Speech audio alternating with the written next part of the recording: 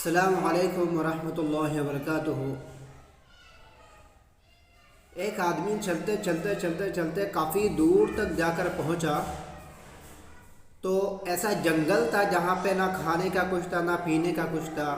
کافی دور جا کر اس کو ایک مکان ملا، جس مکان میں جا کر اس نے دیکھا کہ کچھ کھانا پینا بنا ہوا ہے۔ وہ کھایا اور وہاں سے چل دیا۔ اس نے پوچھا بھی نہیں ہے یہ گھر کس کا ہے اور یہ گھر کس نے بنایا ہے، کھانا کس نے بنایا، پوچھا نہیں۔ ایک اور شخص چلتے چلتے چلتے چلتے اسی جنگل میں وہیں اسی گھر میں جا کر پہنچا اور اس نے کھانا کھایا۔ کھانا کھا کر اللہ کی شکریہ بھی ادا کیا اور اس نے پوچھا کہ یہ کھانا کس نے بنایا ہے۔ تو آپ لوگ بتاؤ کہ ان دونوں آدمیوں میں سے کون آدمی سب سے بہتر ہے؟ ایک تو وہ شخص جو جنگل کے بیابان میں ایسا جگہ میں جہاں نہ کھانا مل سکتا تھا نہ پینا مل سکتا تھا، پھر بھی کھانا ملا ہے اسی گھر کے اندر، پھر بھی اس نے کھا لیا پی لیا۔